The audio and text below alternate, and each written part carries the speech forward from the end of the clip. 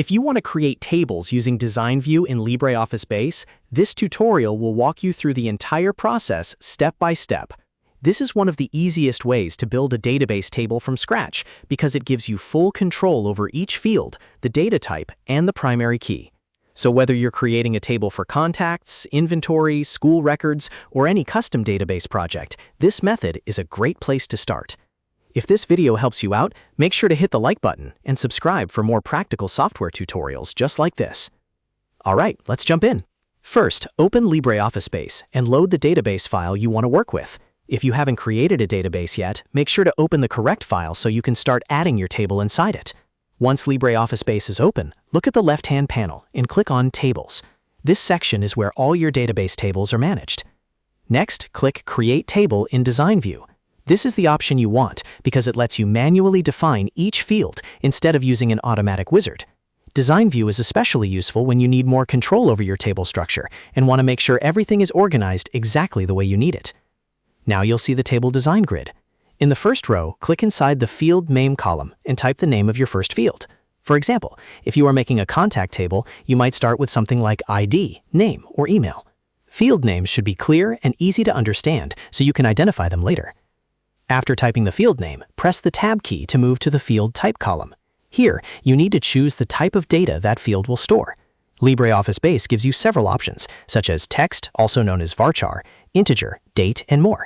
If the field will contain names or email addresses, text is usually the best choice. If it will contain numbers, choose integer. If it will store dates, choose date. After selecting the field type, you can use the bottom panel to adjust optional settings for that field. Depending on the type you choose, you may be able to set the length, define a default value, or mark the field as required. These settings are helpful when you want to control how data is entered into the table and keep it consistent. Now, repeat the same process for each additional field you want in the table. Move down to the next row, type the field name, choose the field type, and adjust any settings if needed. For example, you might add fields like phone number, address, city, or create a date. Take your time here and think about how the table will actually be used, because a well-planned structure makes your database much easier to manage later. Once your fields are added, it's time to choose a primary key. The primary key is the main field that uniquely identifies each record in the table. Usually, this is an ID field.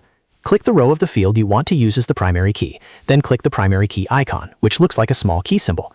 This is an important step because every table should have a primary key to help keep records unique and organized. After that, save your table. You can press Ctrl+S on your keyboard or click the Save button if you prefer using the mouse. LibreOffice Base will ask you to enter a table name. Type a clear, descriptive name for your table, then click OK. Try to choose a name that makes sense for the data it contains, like customers, employees, or products. And that's it. Your table has now been created using Design View in LibreOffice Base. You've manually built the structure, added fields, selected a primary key, and saved the table successfully. From here, you can start entering records or create more tables for your database project. If this tutorial helped you, please remember to like this video and subscribe for more easy LibreOffice and database tutorials.